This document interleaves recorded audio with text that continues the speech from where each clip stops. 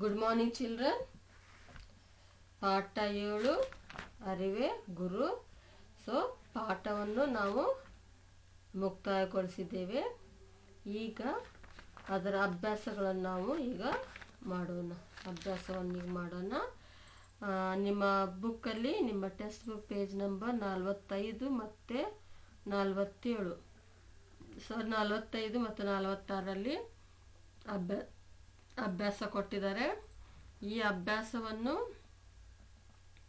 ನೀವು ಹೊಸ ಪೇಜಲ್ಲಿ, ನಿಮ್ಮ ಕ್ಲಾಸ್ ವರ್ಕಲ್ಲಿ ಹೊಸ ಪೇಜಲ್ಲಿ ಬರಿಬೇಕು.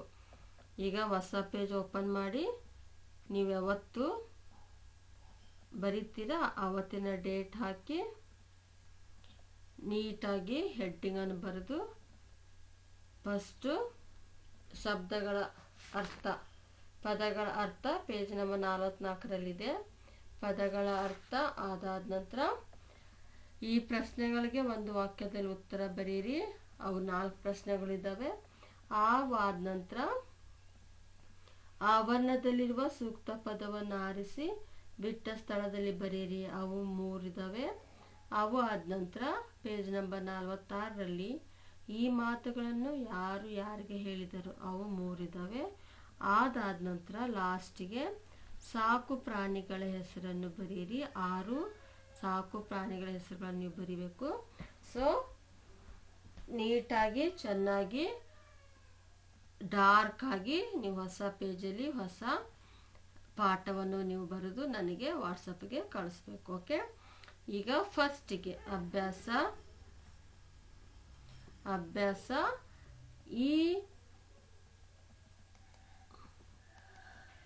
ಈ ಪ್ರಶ್ನೆಗಳಿಗೆ ಒಂದು ವಾಕ್ಯದಲ್ಲಿ ಉತ್ತರ ಬರೆಯಿರಿ. ಈ ಪ್ರಶ್ನೆಗಳಿಗೆ ಒಂದು ವಾಕ್ಯದಲ್ಲಿ ಉತ್ತರ ಬರೆಯಿರಿ. ಮೊದಲನೆಯ ಪ್ರಶ್ನೆ, ಕಾಡಿನಲ್ಲಿ ಆಹಾರ ಹುಡುಕುತ್ತಾ ಯಾರು ಬಂದರು? ಕಾಡಿನಲ್ಲಿ ಆಹಾರ ಹುಡುಕುತ್ತಾ ಯಾರು ಬಂದರು? ಅದಕ್ಕೆ ಉತ್ತರ, ನರಿ ಮತ್ತು ಅದರ ಮರಿ ಆಹಾರ ಹುಡುಕುತ್ತಾ ಬಂದರು. ನರಿ ಮತ್ತು ಅದರ ಮರಿ ಆಹಾರ ಹುಡುಕುತ್ತಾ ಬಂದರು. ಈ ಉತ್ತರ ಆದ ನಂತರ ಒಂದು ಲೈನ್ ಬಿಟ್ಟು ಎರಡನೇ ಪ್ರಶ್ನೆಯನ್ನು ನೀವು ಬರ್ಕೊಳ್ಬೇಕು. ಎರಡನೇ ಪ್ರಶ್ನೆ, ನರಿಗೆ ತೋಟದ ಕಡೆಯಿಂದ ಯಾವ ಸದ್ದು ಕೇಳಿತು? ನರಿಗೆ ತೋಟದ ಕಡೆಯಿಂದ ಯಾವ ಸದ್ದು ಕೇಳಿತು? ನಿಮ್ಮ ಉತ್ತರ, ನರಿಗೆ ತೋಟದ ಕಡೆಯಿಂದ ಕೂ ಕೂ ಕೂ ಶಬ್ದ ಕೇಳಿತು. ನರಿಗೆ ತೋಟದ ಕಡೆಯಿಂದ ಕೂ ಕೂ ಕೂ ಶಬ್ದ ಕೇಳಿತು. ಸೊ ಇದಾದ ನಂತರ ಮತ್ತೆ ಒಂದು ಲೈನ್ ಬಿಡಬೇಕು. ಮೂರನೆಯ ಪ್ರಶ್ನೆ, ನರಿಯ ಮರಿ ಎಲ್ಲಿ ಸಿಕ್ಕಿಕೊಂಡಿತು? ನರಿಯ ಮರಿ ಎಲ್ಲಿ ಸಿಕ್ಕಿಕೊಂಡಿತು? ಉತ್ತರ, ನರಿಯ ಮರಿಯು ಬೇಲೆಯ ಅಂಚಿನಲ್ಲಿದ್ದ ಬಲೆಯಲ್ಲಿ ಸಿಕ್ಕಿಕೊಂಡಿತು. ನರಿಯ ಮರಿಯು ಬೇಲೆಯ ಅಂಚಿನಲ್ಲಿದ್ದ ಬಲೆಯಲ್ಲಿ ಸಿಕ್ಕಿಕೊಂಡಿತು. ಇದಾದ ನಂತರ ಒಂದು ಲೈನ್ ಬಿಟ್ಟು 4ನೇ ಪ್ರಶ್ನೆ ಬರೀರಿ. 4ನೇ ಪ್ರಶ್ನೆ, ನರಿಯು ಬಲೆಯಿಂದ ತಪ್ಪಿಸಿಕೊಳ್ಳಲು ಸಹಾಯ ಮಾಡಿದವರು ಯಾರು? ನರಿಯು ಬಲೆಯಿಂದ ತಪ್ಪಿಸಿಕೊಳ್ಳಲು ಸಹಾಯ ಮಾಡಿದವರು ಯಾರು? ಉತ್ತರ, ನರಿಯು ಬಲೆಯಿಂದ ತಪ್ಪಿಸಿಕೊಳ್ಳಲು ಇಲಿಗಳು ಸಹಾಯ ಮಾಡಿದವು. ನರಿಯು ಬಲೆಯಿಂದ ತಪ್ಪಿಸಿಕೊಳ್ಳಲು ಇಲಿಗಳು ಸಹಾಯ ಮಾಡಿದವು.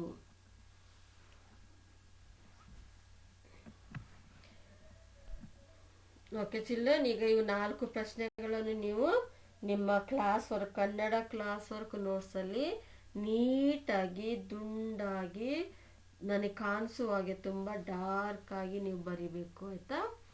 ಸೊ ಈ ಪ್ರಶ್ನೆಗಳನ್ನು ಬರೆಯುವಾಗ ಬಾಯಿಂದ ಹೇಳ್ತಾ ಬರೀರಿ, ಯಾಕಂದರೆ ನೀವು ಹೇಳ್ತಾ ಬರಿಬೇಕಾದ್ರೆ ನಿಮಗೆ ಆನ್ಸರ್ ಉತ್ತರ ಸರಿಯಾಗಿ ತಿಳಿತದೆ. ಅದಕ್ಕಾಗಿ ನೀವು ಬರಿಬೇಕಾದ್ರೆ ಜೋರಾಗಿ ಹೇಳ್ತಾ ಬರಿತಾ ಹೋಗಬೇಕು. ಓಕೆ, ಮತ್ತೊಂದ್ಸರಿ ಹೇಳ್ಕೊಡ್ತೇನೆ. ಮೊದಲನೇ ಪ್ರಶ್ನೆ, ಕಾಡಿನಲ್ಲಿ ಆಹಾರ ಹುಡುಕುತ್ತಾ ಯಾರು ಬಂದರು?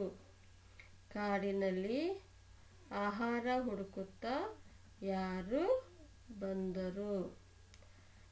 ಉತ್ತರ, ನರಿ ಮತ್ತು ಅದರ ಮರಿ ಆಹಾರ ಹುಡುಕುತ್ತಾ ಬಂದರು. ನರಿ ಮತ್ತು ಅದರ ಮರಿ ಆಹಾರ ಹುಡುಕುತ್ತಾ ಬಂದರು. ಎರಡನೇ ಪ್ರಶ್ನೆ, ನರಿಗೆ ತೋಟದ ಕಡೆಯಿಂದ ಯಾವ ಸದ್ದು ಕೇಳಿತು? ನರಿಗೆ ತೋಟದ ಕಡೆಯಿಂದ ಯಾವ ಸದ್ದು ಕೇಳಿತು? ಉತ್ತರ, ನರಿಗೆ ತೋಟದ ಕಡೆಯಿಂದ ಕೂ ಕೂ ಕೂ ಶಬ್ದ ಕೇಳಿತು.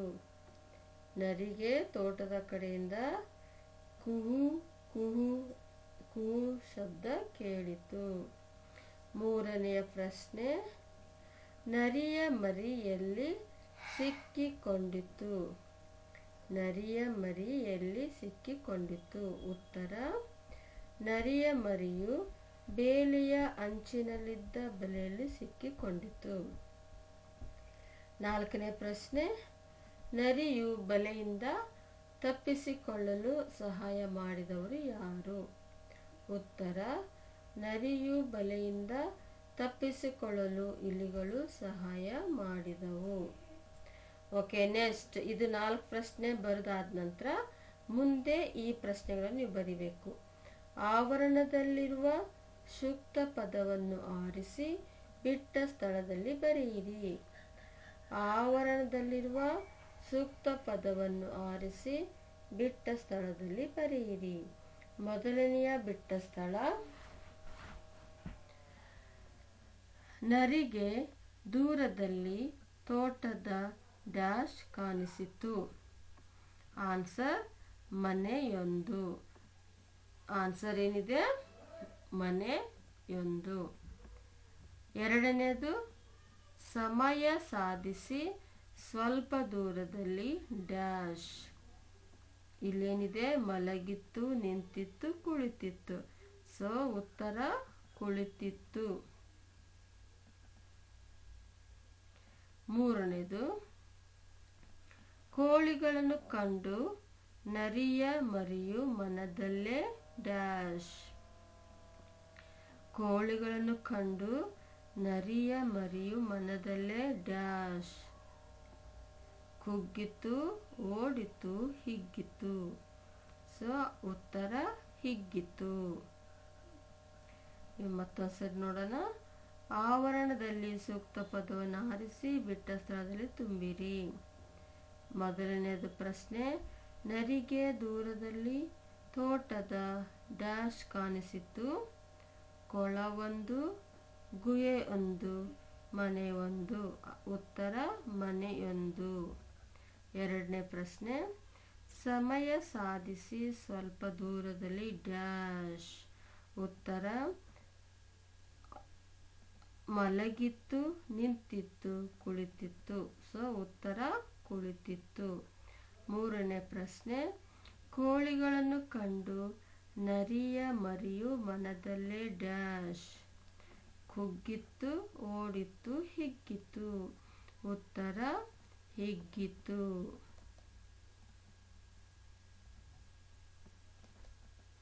ನೆಕ್ಸ್ಟ್, ಈ ಮಾತುಗಳನ್ನು ಯಾರು ಯಾರಿಗೆ ಹೇಳಿದರು? Page number 46. ಈ ಮಾತುಗಳನ್ನು ಯಾರು ಯಾರಿಗೆ ಹೇಳಿದರು? ಮೊದಲನೇ ಪ್ರಶ್ನೆ, ಅಮ್ಮ ಎಷ್ಟೊಂದು ಕೋಳಿಗಳು. ಯಾರು ಹೇಳಿದರು? ನರಿಯ ಮರಿ ಹೇಳಿತು. ಯಾರಿಗೆ ಹೇಳಿದರು? ನರಿಯ ಮರಿಯು ತನ್ನ ಅಮ್ಮನಿಗೆ ಹೇಳಿತು. ಎರಡನೇ ಪ್ರಶ್ನೆ, ನಿಮ್ಮ ಹಲ್ಲುಗಳು ಬಲಹೀನವಾಗಿವೆ ಅಲ್ಲವೇ? ಯಾರು ಹೇಳಿದರು? ನರಿ ಹೇಳಿತು. ಯಾರಿಗೆ ಹೇಳಿದರು? ಇಲಿಗಳಿಗೆ ಹೇಳಿತು. ಮೂರನೇದು, ನಮ್ಮ ಹಲ್ಲುಗಳು ಗಟ್ಟಿಯಾಗಿಯೇ ಇವೆ. ಯಾರು ಹೇಳಿದರು? ನರಿ ಹೇಳಿತು. ಯಾರಿಗೆ ಹೇಳಿದರು? ಇಲಿಗಳಿಗೆ ಹೇಳಿತು.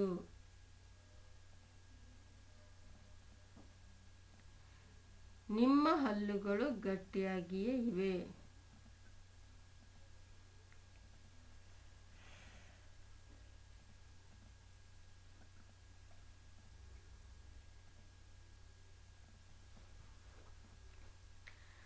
ಓಕೆ ಚಿಲ್ಲ, ಇಲ್ಲಿ ಸ್ವಲ್ಪ ಚೇಂಜ್ ಆಗಬೇಕು ಆನ್ಸರ್. ನಮ್ಮ ಹಲ್ಲುಗಳು ಗಟ್ಟಿಯಾಗಿಯೇ ಇವೆ. ಇಲ್ಲಿ ಆನ್ಸರ್ ಸ್ವಲ್ಪ ಚೇಂಜ್ ಮಾಡಬೇಕು. ಯಾರು ಹೇಳಿದರು? ಇಲಿಗಳು ಹೇಳಿದವು. ಯಾರಿಗೆ ಹೇಳಿದರು? ನರಿಗೆ ಹೇಳಿದವು ಅಂತ ಆಗಬೇಕದು. ಸೊ ಇಲ್ಲಿ ಸ್ವಲ್ಪ ಚೇಂಜ್ ಮಾಡಿ ಬರ್ಕೊಳ್ಳಿ ಮಕ್ಕಳೇ. ನಿಮ್ಮ ಹಲ್ಲುಗಳು ಗಟ್ಟಿಯಾಗಿಯೇ ಇವೆ. ನಮ್ಮ ಹಲ್ಲುಗಳು ಗಟ್ಟಿಯಾಗಿಯೇ ಇವೆ. ಯಾರು ಹೇಳಿದರು? ಇಲಿಗಳು ಹೇಳಿದವು. ಯಾರಿಗೆ ಹೇಳಿದರು? ನರಿಗೆ ಹೇಳಿದವು ಆಗಬೇಕದು. ಸೊ ಸ್ವಲ್ಪ ಇಲ್ಲಿ ಬರಿಬೇಕಾದ್ರೆ ಸ್ವಲ್ಪ ಇದಾಗಿದೆ. ಸ್ವಲ್ಪ ನೀವು ಅದು ಕರೆಕ್ಟ್ ಮಾಡಿ ಬರಿಬೇಕು. ನೆಕ್ಸ್ಟ್, ಸಾಕು ಪ್ರಾಣಿಗಳ ಹೆಸರನ್ನು ಬರೆಯಿರಿ. ಸಾಕು ಪ್ರಾಣಿಗಳ ಹೆಸರನ್ನು ಬರೆಯಿರಿ. ಬೆಕ್ಕು, ನಾಯಿ, ಆಕಳು, ಮೇಕೆ, ಎಮ್ಮೆ. ಬೆಕ್ಕು, ನಾಯಿ, ಆಕಳು, ಮೇಕೆ, ಎಮ್ಮೆ. ಸೊ ಮತ್ತೆ ಇನ್ಯಾವುದು ಇದ್ರೆ ಅದು ನೀವು ಇಲ್ಲಿ ಬರಿಬೇಕು. ಲಾಸ್ಟ್ ಆರನೇದು ನೀವು ಬರಿಬೇಕು. ಸೊ ಸ್ವಲ್ಪ ನೋಟ್ಸನ್ನು ಚೆನ್ನಾಗಿ ನೀಟಾಗಿ ಬರೀರಿ. ಇದು ಮೂರನೇ ಪ್ರಶ್ನೆ. ಸ್ವಲ್ಪ ನೋಡಿ. ನಮ್ಮ ಹಲ್ಲುಗಳು ಗಟ್ಟಿಯಾಗಿ ಇವೆ. ಅದನ್ನು ಯಾರು ಹೇಳಿದರು? ಇಲಿಗಳು ಹೇಳಿದವು. ಯಾರಿಗೆ ಹೇಳಿದರು? ನರಿಗೆ ಹೇಳಿತಂತ ಆಗಬೇಕದು. ಸೊ ಅದು ಸ್ವಲ್ಪ ನಾನು ಟೈಪ್ ಮಾಡ್ಬೇಕು, ಸ್ವಲ್ಪ ಇದಾಗಿದೆ. ಅದು ಸ್ವಲ್ಪ ಅಡ್ಜಸ್ಟ್ ಮಾಡಿ ನಾನು ನಿಮಗೆ ಮತ್ತೆ ಇದು ಫೋಟೋ ಕಾಪಿ ಕಳಿಸ್ತೇನೆ. ಸ್ವಲ್ಪ ಇದು ಮಾಡ್ಕೊಳ್ಳಾಯ್ತಾ? ಓಕೆ ಚಿಲ್ಡ್ರನ್, ಇಲ್ಲಿಗೆ ನಾವು ಪಾಠ ಮುಗಿಸ್ತೇವೆ, 7ನೇ ಪಾಠ. ಸೊ ನೀಟಾಗಿ ಚೆನ್ನಾಗಿ ಬರೆದು ನನಗೆ ವಾಟ್ಸಪ್ ಕಳಿಸಿ. Okay, thank you.